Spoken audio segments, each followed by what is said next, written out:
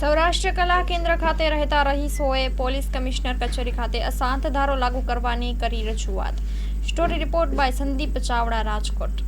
રજૂઆતમાં અમે અમારું સંરક્ષણ માટે આવ્યા છીએ, કેમ કે અત્યારે જે પરિસ્થિતિ સોસાયટીમાં બની રહી છે, જે પરિસ્થિતિ ચાલુ થઈ છે, એમાં અમને સ્ત્રી તરીકે અને અમારા બાળકોનો અમને પૂરેપૂરું જોખમ લાગે છે।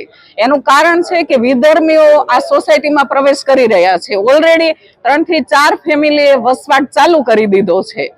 તો અમે હિન્દુત્વને બચાવવા માંગીએ છીએ અને હિન્દુત્વના રક્ષણ માટે જ અમે બધા સામૂહિક રીતે, આ કોઈ એક પર્સનલ વ્યક્તિનું અભિયાન નથી, પણ સામૂહિક અભિયાન માટે અમે બધા ભેગા થઈ અને આ વિનંતી કરવા આવ્યા છે કે અશાંત ધારાની કલમ હેઠળ અમારી સૌરાષ્ટ્ર કલા કેન્દ્ર સોસાયટીનું જે શેરી નંબર 3, 4 ને 5 એનો કેટલોક ભાગ જે નથી ગણાતો, એના માટે અમે વિનંતી કરવા આવ્યા છે કે અશાંત ધારા કલમની હેઠળ અમારા આજે કેટલોક ભાગ નથી ગણાતો એ કાયદાકીય રીતે અમલમાં મૂકે।